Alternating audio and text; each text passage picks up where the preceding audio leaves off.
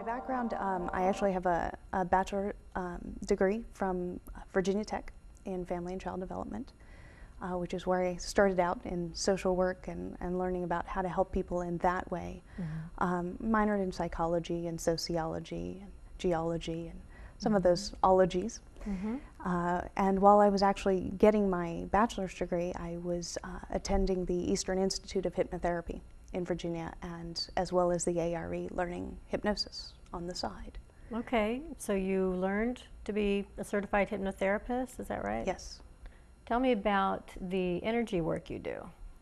The energy work is a variety of different modalities. The main one is Reiki, which I find, at least around here, a lot of people are familiar with. It's more of a Tibetan style of energy healing.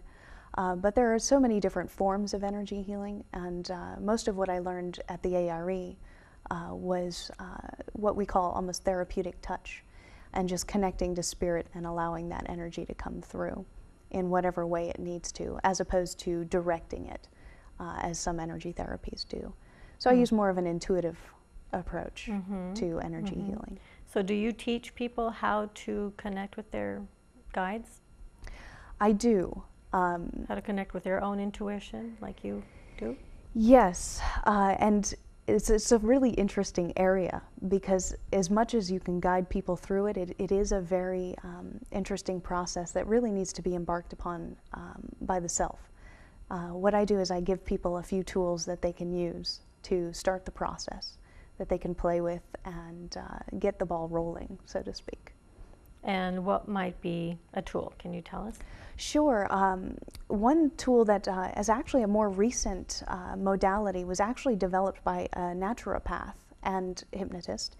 It's called Theta Healing.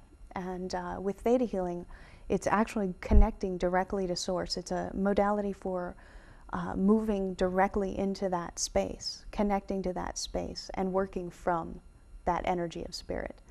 And it's a very simple process, actually. It's almost a meditation. It takes a few minutes to get connected. Of course, it takes lots of practice, as with anything, to get there and stay there. So I think of it more of as a meditative practice. And from that place, they can actually work on that plane where Creator is, or Spirit is. That's where we do a lot of manifesting. And also from that place, you can actually find out what might be going on in somebody's body, energy field, checking the chakras, things like that, as well as meeting guides, angels, deceased loved ones. Okay.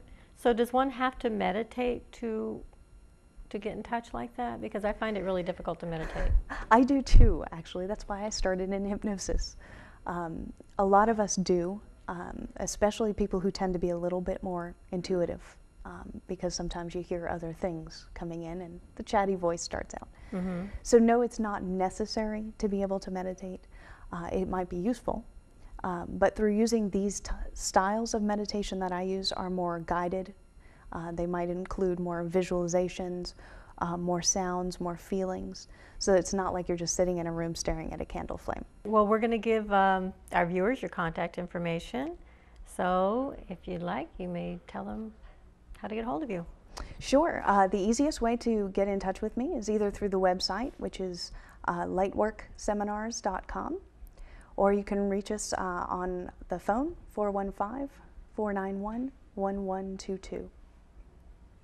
I just wanted to mention that here in the Bay Area, not only are we doing the certification programs and ongoing seminars, but we do have private practice work in all of these techniques.